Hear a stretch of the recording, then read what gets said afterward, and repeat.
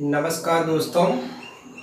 आज जो हम सेमी सर्किल स्टार्ट किए थे इससे पिछले वाली वीडियो में, उसके कुछ पोर्शन बच गए थे। आज उसी के बारे में डिस्कशन करेंगे और आज का जो पार्ट है वो बहुत ही इम्पोर्टेंट है। तो आप थोड़ा सा देखिए और समझिए। मैं इसकी शुरुआत करता हूँ। जो इसमें रिमेनिंग पार्ट था, जो बचा हुआ था, आज उसी के बारे में हम डिस्कशन करेंगे। और ये सेमी सर्कल का ही क्या है, सेमी सर्कल का ही कुछ पार्ट है। जैसे देखिए, पहले आप समझिएगा, एग्जाम में बहुत आता है ये, अगर आता है तो बहुत ज़्यादा प्रॉब्लम क्रिएट करता है। और जो ये कॉन्सेप्ट बताने जा रहे हैं इस पे सवाल बहुत बनते हैं।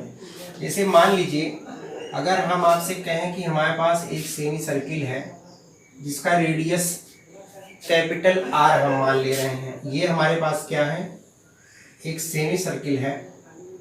और अगर इसको सेंटर मान लें और ये कैपिटल आर इसकी रेडियस मान लें, और इसी में हम क्या कर दें कि दो और छोटे सेमी सर्किल बना देते हैं, एक ये और दूसरा हम आपका ये, और एक यहाँ पे कंप्लीट सर्किल बना देते हैं जो दोनों सेमी सर्किल को टच कर रहा हो।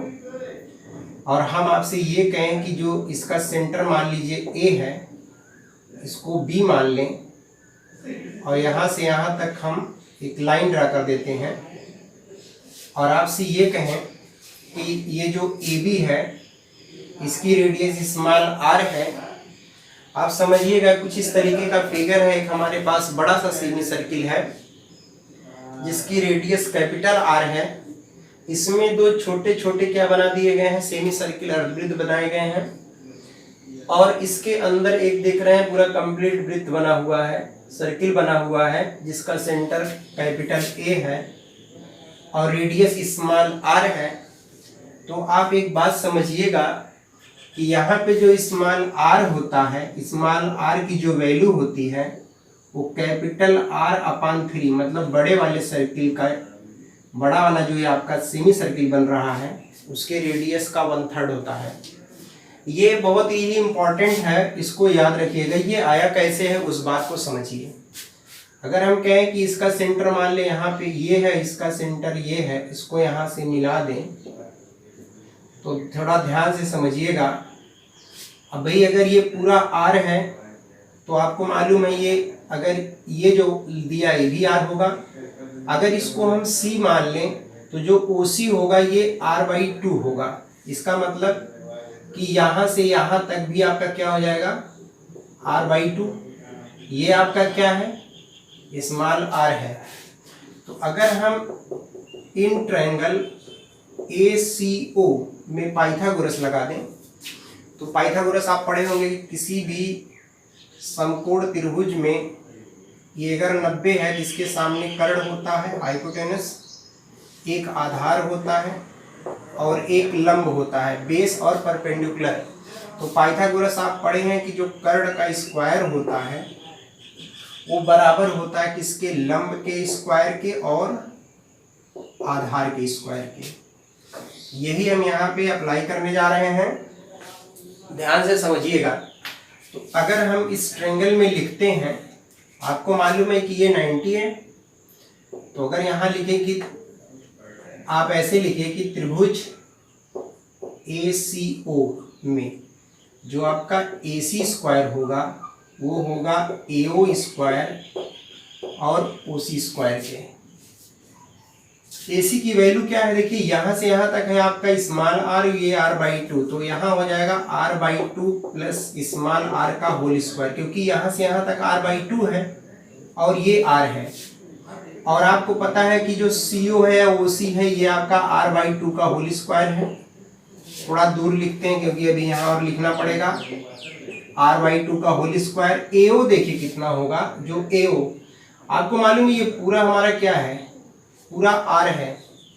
और R में से अगर ये छोटा वाला R घटा दे, भाई ये भी तो रेडियस है बड़े वाले का, तो पूरे अगर BO में से ये आपका AB घटा दें, मतलब कैपिटल R में से स्मॉल r घटा दें, तो हमको मिल जाएगा AO। अब इसमें देखिए क्या होगा, r²/4, a प्लस b का होल स्क्वायर का फार्मूला लगा दिया, ये हो गया, प्लस क्या हो जाएगा 2 इंटू AB का मतलब r/2 इंटू r, ये देख रहे हैं r² small r square minus 2r small r, ये r स्क्वायर बाई 4। तो यहाँ से ये इससे कैंसिल हो गया, बात समझ रहे होंगे।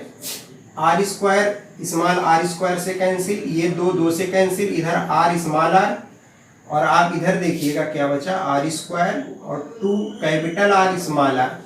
तो अगर इसको इधर ले आते हैं तो r स्क्वायर बराबर हो जाएगा 3 कैपिटल R स्मॉल r, एक r से कैंसिल हो जाएगा, तो r बराबर 3r। तो स्मॉल r पूछे तो होगा r/3, यही जो हमने निकाला है यहाँ पे, ये रिजल्ट आया। तो एक तो पहली बात ये बहुत इंपॉर्टेंट है, इतना बड़ा फार्मूले का डेरिवेशन आपको नहीं करना होगा, ये तो हमने पूरा इसको डिराइव करके बताया। इसमें स्पेशली आपको सिर्फ ये जो रिजल्ट दिया है यही रिजल्ट याद रखना है कि जो यहाँ पे अगर कोई वृत्त बन रहा है, कोई सर्किल बन रहा है, और ये पूरा सेमी सर्किल का मामला चल रहा है और इसका रेडियस कैपिटल R दिया है, तो ये जो छोटा वाला सर्किल बन रहा है इसकी रेडियस, ये पूरा जो बन रहा है इसकी रेडियस का 1/3 होता है। ये रिजल्ट सिर्फ आपको याद रखना है और आपको इसका प्रूफ नहीं करना है, ये तो मैंने बता दिया कि ये कैसे आया हुआ है। जैसे इस पे सवाल किस तरीके के बनते हैं, हम एक सवाल लेते हैं तब आप समझिएगा इसमें कि ये कहाँ से आया। लेकिन बहुत ही इंपॉर्टेंट रिजल्ट है ये जो मैंने अभी बताया, एग्जाम में इससे बहुत ज़्यादा सवाल बनता है और वहाँ पे आपको रेडियस निकालना नहीं है क्योंकि इतना बड़ा सोल्यूशन आपको वहाँ करना नहीं है, सिर्फ मैंने जो रिजल्ट निकाला उस रिजल्ट पे ध्यान देना है, तो वहाँ से आपका आंसर आ जाएगा। जैसे अगर हम आपसे कहें कि दिए गए चित्र में एक सवाल जैसे हम करके बताते हैं, एक सवाल हम लेते हैं कि दिए गए चित्र में, ऐसे कर दीजिएगा, चित्र में मैं क्या यहाँ पे बना दे रहा हूं, देखिएगा। एक हमने बनाया सेमी सर्किल, कहने का मतलब कि अर्धवृत्त, और यहाँ से यहाँ तक पूरा हम ले रहे हैं 28, इसकी लंबाई है 28 नहीं कुछ ऐसा, आप यहाँ पे मान लीजिए 60 है, मैं यहाँ से यहाँ तक पूरा इसकी लेंथ ले लिया, कितना 60 सेंटीमीटर। देखिएगा सवाल इस पे कैसे बनता है, 60 सेंटीमीटर। और फिर हम आपसे कहें कि ये इसका सेंटर है, एक सेमी सर्किल ये बन गया अर्धवृत्त और दूसरा ये बन गया, थोड़ा सा अच्छा नहीं बना, मान लीजिए कि ये यहाँ पे आके मीट कर रहा है, और एक हमने यहाँ पे सर्किल बना दिया, इसका सेंटर मान ले रहे हैं ए है, ये ओ है, और इसको हम क्या कर दें, थोड़ा सा शेडेड कर दें, ये छायांकित भाग है। अगर ऐसा कुछ दिया, दिए गए चित्र में जो बड़ा वाला अर्धवृत्त है इसका मान लीजिए व्यास दिया है, व्यास कितना दिया है, व्यास दे दिया आपका 60 सेंटीमीटर। पूछे कि आपका ये जो छायांकित भाग है, मतलब जिसको हमने ये पेंट किया है, इसका आप क्षेत्रफल बताइए। अगर इस सवाल में पूछता है कि छायांकित भाग का क्षेत्रफल बताइए या find the area of shaded region, तो इसका रेडियस अगर पता चल जाएगा तो हमारा काम बन जाएगा। और आपको मालूम है, मैंने भी बताया कि अगर इसका रेडियस हम स्मॉल r मान लें, स्मॉल r, तो जो स्मॉल r होगा वो कैपिटल R का अपान 3 होगा। अभी यही तो रिजल्ट निकाला था, तो कैपिटल R अपान 3, स्मॉल r ऐसे रहेगा। कैपिटल R देख रहे हैं कितना, एक बार बताइए, यहाँ से यहाँ तक पूरा व्यास है 60 है, तो यहाँ से यहाँ तक ये 30 हो जाएगा, ये रेडियस 30 हो जाएगा, यही तो कैपिटल R है। तो 30 और अपान 3 मतलब 10 आ गया, मतलब इसकी रेडियस पता चल गई 10। तो जब रेडियस 10 पता चल गई तो जो क्षेत्रफल होता है वृत्त का क्षेत्रफल वो होता है पाई r स्क्वायर। तो पाई का मतलब, या डायरेक्ट आप रहने दीजिए, ऐसे पाई की वैल्यू होती है 3.14, हम पॉइंट में रख देते हैं, r का मतलब कि 10 का स्क्वायर कर देंगे तो 100 मिल जाएगा। तो 3 ये हो गया और ये आपका हो गया 100। तो ये देख रहे हैं 31400, डेसिमल यहाँ लग जाएगा, मतलब 314 अगर सेंटीमीटर में तो सेंटीमीटर स्क्वायर। तो मेरे कहने का मतलब कि जो ये अभी हमने इससे पहले कॉन्सेप्ट बताया था, इस कॉन्सेप्ट पे कुछ इस तरीके के सवाल क्या होते हैं, बनते हैं, जैसा कि हमने यहाँ पे आपको दिखाया। अब एक इसी में एक और है, अगला जो टॉपिक है, ये तो था कि अगर कोई सेमी सर्किल है, उस सेमी सर्किल में भी देख रहे हैं 2 सेमी सर्कल बना था और एक वृत्त बना था, तो मैंने कैपिटल R स्मॉल r में जो रिलेशन होता है कि स्मॉल r जो होता है वो कैपिटल R का 1/3 होता है, तो उसका हमने रिलेशन बताया। एक दूसरा जो टॉपिक उसमें है उसको ध्यान दीजिए, देखिएगा वो क्या होता है, उसके बारे में हम लोग देखते हैं। अगर हम कहें कि किसी अर्धवृत्त के अंदर अधिकतम क्षेत्रफल वाला वर्ग बनाया जाए, दूसरा जो टॉपिक है कि किसी अर्धवृत्त के अंदर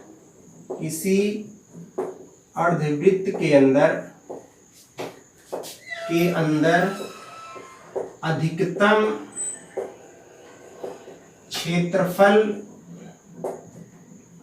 क्षेत्रफल वाला वर्ग,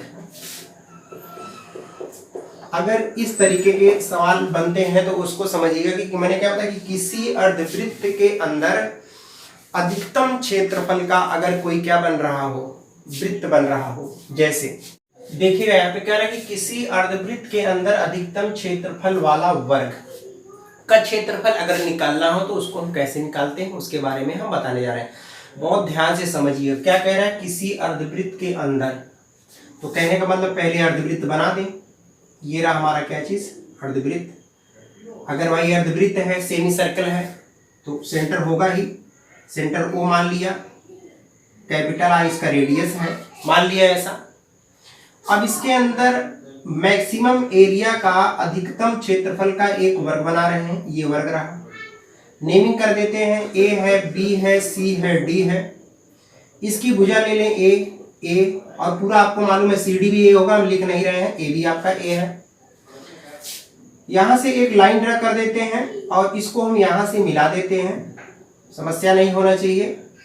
आपको मालूम है कि ये क्या है, आपका कैपिटल आर किसका रेडियस है, किसका त्रिज्या है, जो सेमी सर्किल बन रहा है।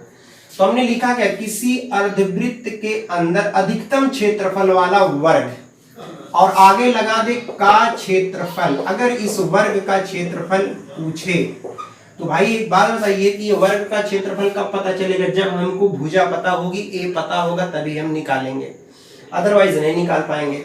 तो सीधी सी बात है, अगर हम मान लीजिए ए को निकालना चाहें कि तो आर दिया हो और ए की वैल्यू क्या हो, या ए दिया हो आर की वैल्यू क्या हो, तो उसको हम कैसे निकालेंगे, उसके लिए एक रिलेशन आपको याद करना पड़ेगा।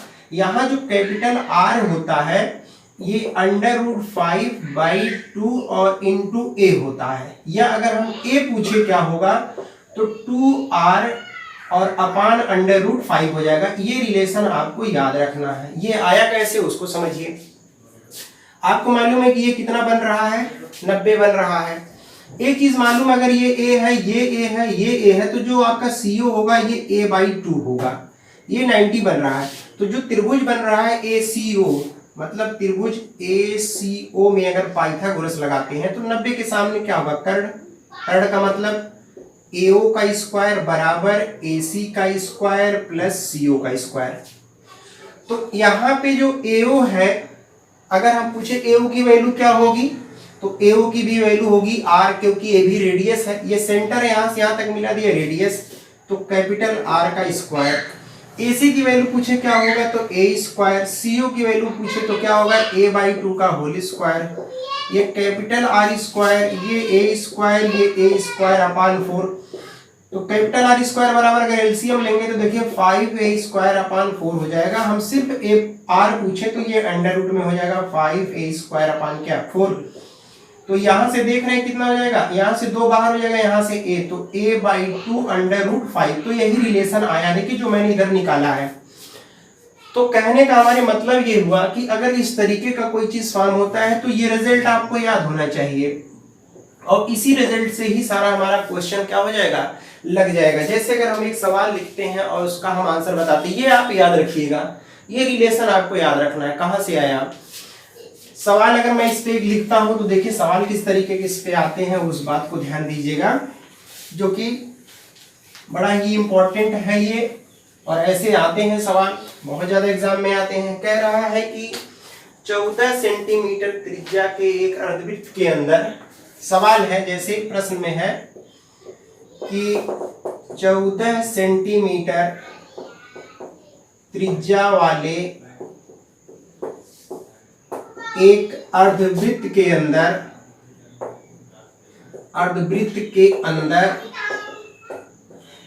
बने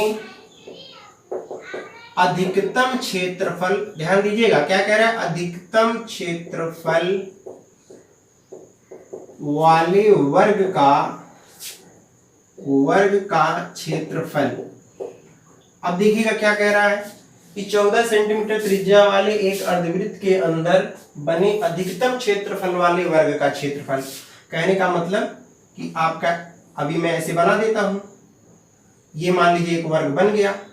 अब इसका पूछ रहा है, और वर्ग का क्षेत्रफल होता है, हमने पहले बताया कि वर्ग का क्षेत्रफल बराबर होता है कि भुजा का क्या, भुजा का स्क्वायर। भुजा मालूम नहीं है, लेकिन हाँ एक चीज मालूम है, ये 14 सेंटीमीटर हमें क्या मालूम है, त्रिज्या मालूम है। और अभी हमने बताया, देखो भैया, ए बराबर साइड बराबर 2, आर का मतलब ये जो त्रिज्या है 14 और √5, ए पता चल गया, ए यही तो होगा इस फार्मूले से।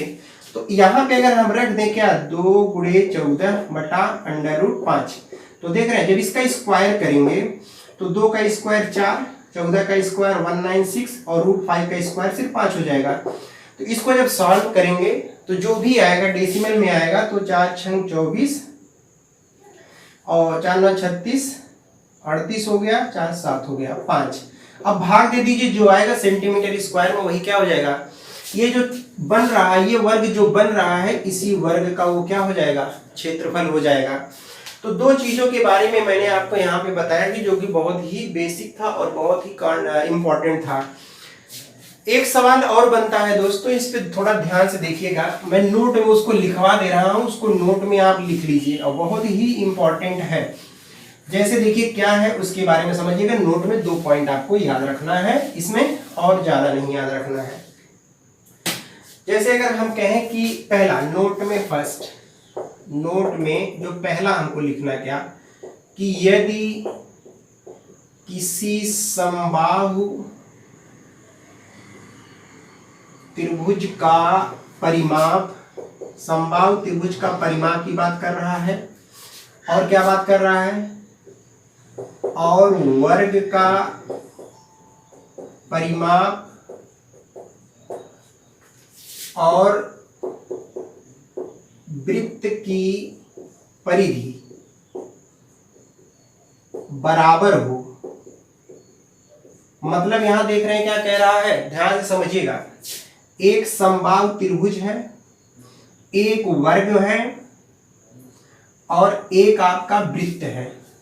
मैंने क्या लिखा है कि किसी समबाहु त्रिभुज का परिमाप, परिमाप आप समझ रहे, तीनों भुजाओं का जोड़, वर्ग का परिमाप चारों भुजाओं का जोड़, वृत्त की परिधि या परिमाप एक ही होता है। मतलब ये जो वृत्त बन रहा है इसका परिमाप, इसका पेरीमीटर, मतलब इसका पेरीमीटर, इसका पेरीमीटर, इसका पेरीमीटर, अगर ये आपस में बराबर है, क्या है, बराबर है, तो याद रखिएगा बहुत, तो इसमें याद रखिएगा जो आपको याद रखना है, तब क्या होगा, जो क्षेत्रफल होगा, क्षेत्रफल किसका, वृत्त का क्षेत्रफल।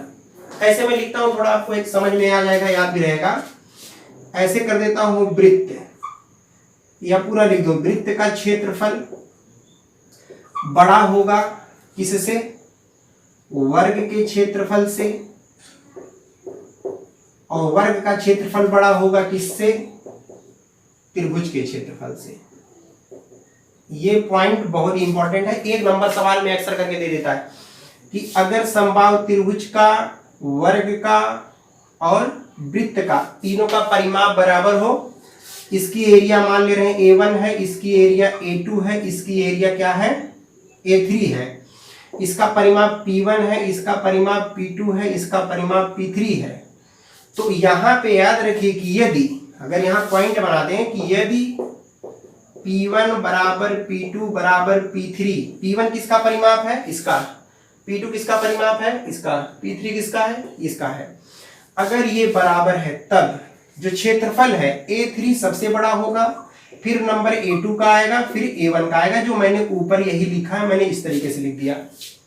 तो ये तो पहला पॉइंट था कि अगर इस तरीके से है तो ऐसा होता है। दूसरा पॉइंट इसमें जो सबसे इंपॉर्टेंट है वो क्या, देखिए, अभी तक हमने कहा परिमाप बराबर है, अब यहां पे अगर हम कहें यदि, आप देखिएगा A1 का मतलब ये किसकी बात हो रहा है, त्रिभुज की, बराबर, A2 का मतलब किसकी बात हो रहा है, इसकी बात हो रहा है, और A3 की बात कर रहा है। यहां देख रहे हैं क्षेत्रफल की बात हो रहा है कि अगर क्षेत्रफल बराबर है, क्या बराबर है, क्षेत्रफल बराबर है, और परिमाप की बात करें तो परिमाप में क्या होता है उसको ध्यान दीजिएगा। तब जब हम परिमाप की बात करेंगे तो जो P1 होगा, P1 मतलब इसका, ये बड़ा होगा किससे, P2 से बड़ा होगा, और बाद में आएगा क्या चीज आपका P3। यही बात आपको ध्यान देना है।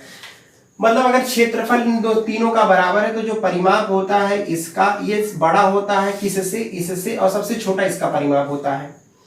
तो यहाँ जो P1 हमने लिखा है किसका परिमाप है, ये परिमाप है त्रिभुज का, मतलब त्रिभुज का, ध्यान दीजिएगा।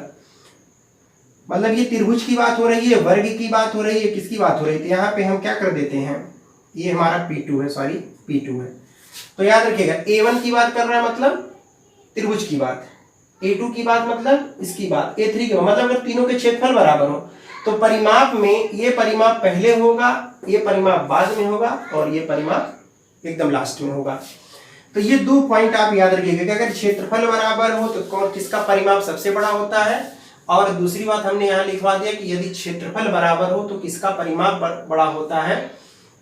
मतलब जब परिमाप बराबर है तो क्षेत्रफल, देखिएगा पहला पॉइंट ध्यान समझिएगा कि अगर परिमाप बराबर था तब क्षेत्रफल में सबसे बड़ा इसका था, जब परिमाप बराबर था तो क्षेत्रफल में सबसे बड़ा इसका था, वृत्त का, तब वर्ग का A2, तब इसका त्रिभुज का। उल्टा लिखवाया इसी का, तीनों का परिमाप बराबर हो तब पेरीमीटर में इसका पहले, परिमाप में, तब परिमाप में P1 सबसे बड़ा परिमाप इसका, फिर इसका, और फिर इसका। इतना बात ध्यान देना है आपको, ये दोनों ही बहुत ही इंपॉर्टेंट पॉइंट है। और एक लास्ट पॉइंट जो मैं आपको बताने जा रहा हूं, ये लिख लीजिए, ये एकदम याद रहे कि अगर क्षेत्र परिमाप बराबर है तो किसका क्षेत्रफल बड़ा होगा, किसका छोटा होगा, किसका सबसे छोटा होगा। और दूसरा पॉइंट मैंने बताया अगर क्षेत्रफल बराबर हो, एरिया बराबर हो, तो परिमाप किसका किसका। और यहाँ P1 की बात कर रहा है तो फिर मैं बता दे रहा हूँ, P1 का मतलब एक त्रिभुज की, नहीं समझ पा रहे तो ऐसे लिख देना, तब क्या होगा, यदि अगर ये बराबर है तब परिमाप में, तब यहां लिख दीजिए, बल्कि मैं लिख दे रहा हूं ना भूल जाओगे, तब जो क्षेत्रफल होगा किसका, त्रिभुज का, त्रिभुज का क्षेत्रफल पूरा लिख दो नहीं तो गड़बड़ कर देंगे। त्रिभुज का क्षेत्रफल बड़ा होगा किससे, वर्ग के क्षेत्रफल से, ये बड़ा होगा किससे, वृत्त के क्षेत्रफल से। अब मत गड़बड़ करना भाई, वृत्त के क्षेत्रफल से, अब गड़बड़ नहीं होना चाहिए आपका, क्योंकि अब यहां मैंने पूरा एकदम स्पष्ट लिख दिया। तो ये 2-3 पॉइंट थे जो बहुत ही इंपॉर्टेंट थे। दोस्तों एक बात और मैं बता दूं कि इससे पहले वाले वीडियो में मैंने पूरा एक एक करके सबके बारे में डिस्कशन किया है, तो अगर आप पहली बार ये वीडियो देख रहे हैं तो पीछे वाला वीडियो जरूर देख लीजिएगा, क्योंकि सारा वीडियो एक दूसरे से लिंक्ड है। मैंने अगर कुछ उससे पहले वाले, जैसे ये आज पढ़ा रहा हूँ, इससे पहले वाले में मैंने कुछ पढ़ाया, उसमें जो छोड़ा मैं इसमें कंप्लीट किया।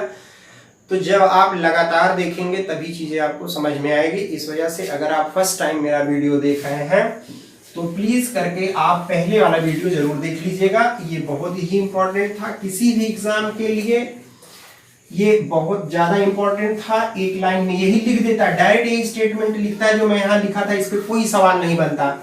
बस परिमाप बराबर दे के क्षेत्रफल पूछेगा किसका बड़ा किसका छोटा होता है, और क्षेत्रफल बराबर दे करके पूछ लेगा कि परिमाप किसका बराबर या किसका छोटा होता है। तो इस बात को याद रखिएगा। एक लास्ट पॉइंट में जो बता रहा हूं उसको ध्यान दीजिएगा, जो लास्ट में पॉइंट हमारा है तीसरा, जो कि बहुत ही इंपॉर्टेंट पॉइंट है, मैं इसको लिख दे रहा हूं कि किसी त्रिभुज की प्रत्येक भुजा, समझिएगा, किसी त्रिभुज की, यहां किसी त्रिभुज की बात हो रही है, प्रत्येक भुजा, प्रत्येक भुजा, और क्या कह रहा है, किसी चतुर्भुज की प्रत्येक भुजा। ये चतुर्भुज मतलब कोई भी हो सकता है, वर्ग, रेक्टेंगल, पैरेललोग्राम, कुछ भी हो सकता है। किसी चतुर्भुज की प्रत्येक भुजा, प्रत्येक भुजा। और दूसरी बात समझिएगा, और किसी वृत्त की, किसी वृत्त की व्यास या परिधि, व्यास की भी बात कर रहे हैं हम, परिधि की भी बात कर रहे हैं, अगर ऐसा है को n गुना कर दिया जाए, n गुना कर दिया जाए, याद रखिएगा। अभी मैं इसको बताता हूं, ध्यान से समझिएगा। n गुना कर दिया जाए तब क्षेत्रफल जो होता है, सबका क्षेत्रफल, इनका जो क्षेत्रफल होता है, 2 पॉइंट इसमें याद रखना है। क्षेत्रफल के बाद इनका जो क्षेत्रफल होता है वो n स्क्वायर गुना बढ़ जाता है। n स्क्वायर गुना क्या हो जाता है? बढ़ जाता है। दूसरी बात, ये तो मैंने बताया कि इतना गुना बढ़ जाता है। अगर हम यही पूछें कि प्रतिशत में कितना बढ़ेगा, परसेंटेज परिवर्तन कितना होगा, तो वो आपको याद रखना n स्क्वायर माइनस 1 इंटू 100। ये 2 पॉइंट आपको बहुत अच्छे तरीके से याद रखना है। यहां जो हमने लिखवाया पहले उसका मतलब समझिए। किसी त्रिभुज की प्रत्येक भुजा, मतलब त्रिभुज है उसकी कोई भी भुजा, प्रत्येक भुजा मतलब सारी भुजाएं, किसी चतुर्भुज की प्रत्येक भुजा और किसी वृत्त का व्यास या परिधि को n गुना कर दिया जाए तो क्षेत्रफल n स्क्वायर गुना बढ़ जाता है और परसेंटेज में कितना परिवर्तन होता है ये होता है। जैसे समझिए, अभी ऐसे आप नहीं समझेंगे, अगर हम जैसे करके बताएंगे तो ज्यादा समझेंगे। मैं कहूं कि एक वर्ग है, क्या है ये? वर्ग है। इसकी भुजा मान लें a और यहाँ पे a। हम आपसे कहें कि इसका क्षेत्रफल कितना होगा, तो आप कहेंगे इसका जो क्षेत्रफल होगा वो होगा a स्क्वायर, क्योंकि भुजा का स्क्वायर होता है। अब हम आपसे कहें कि इसकी प्रत्येक भुजा को हम 2 गुना बढ़ा देते हैं, जैसे n गुना कर दिया जाए। देखिए यहाँ लिखा है हमने कि n गुना कर दिया जाए, तो यहाँ n का मतलब 2 गुना कर दे रहे हैं। तो याद रखिए, अभी तो ये आया, अब 2 गुना करने का मतलब क्या हुआ? ये आपका आ गया 2a स्क्वायर, समझिएगा। 2a हुआ, ये 2a हुआ, ये 2a हुआ, ये 2a हुआ।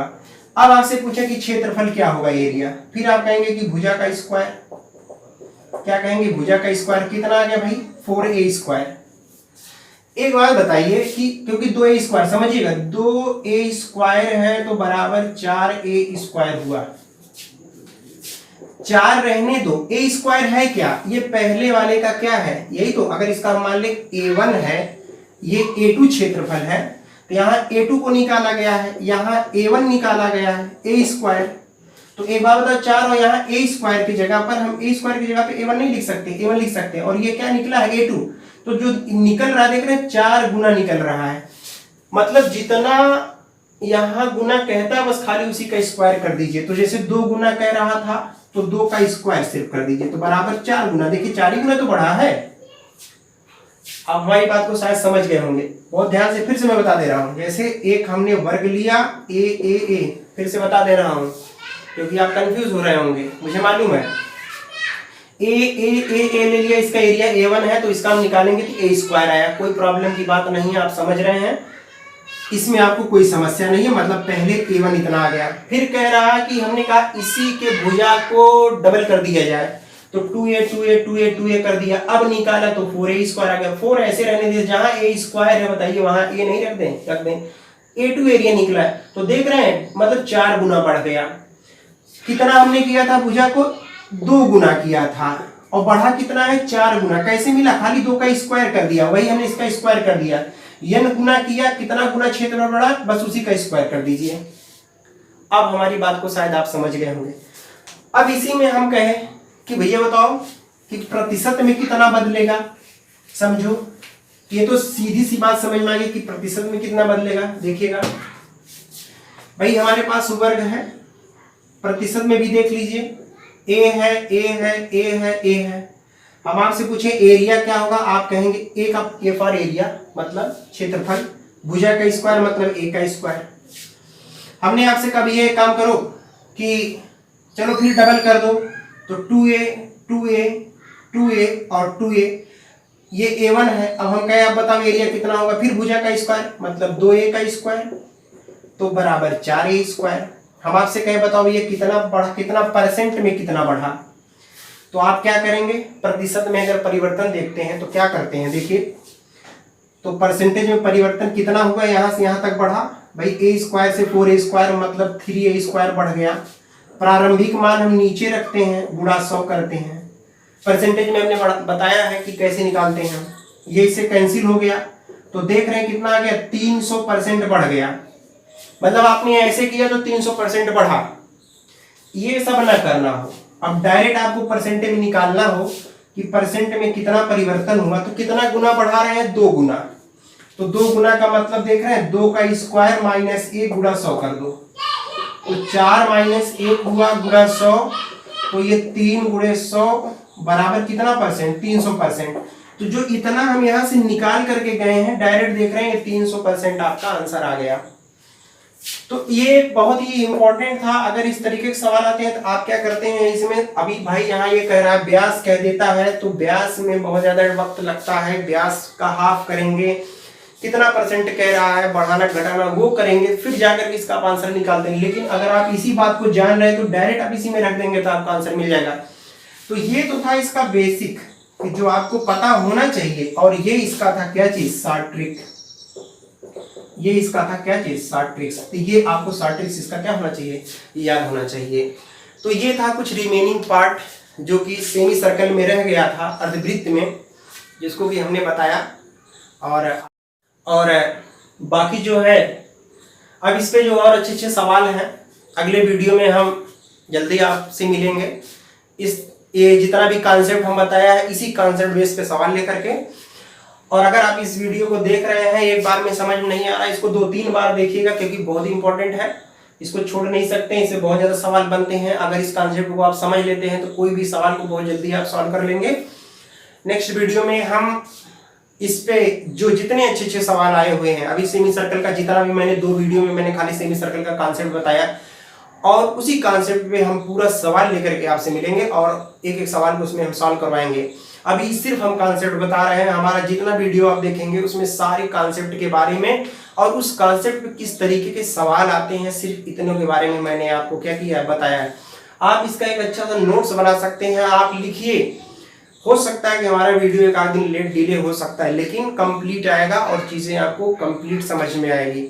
अगर दोस्तों ये बातें समझ में आई हो तो प्लीज लाइक करना और सब्सक्राइब करना बिल्कुल मत भूलिए, क्योंकि हमारी आपसे बस सिर्फ इतनी अपेक्षा होती है कि आप कम से कम वीडियो को क्या कर दें, सब्सक्राइब और लाइक जरूर किया करें। इससे हमारा कॉन्फिडेंस बढ़ता है और ऐसे ही नई नई चीजें लेकर के हम आपसे मिलते रहेंगे। और आई होप आप समझ रहे हैं। नेक्स्ट वीडियो में हम आपसे जल्द ही आपसे हमारी मुलाकात होगी। तब तक के लिए नमस्कार, बहुत बहुत धन्यवाद, थैंक यू सो मच।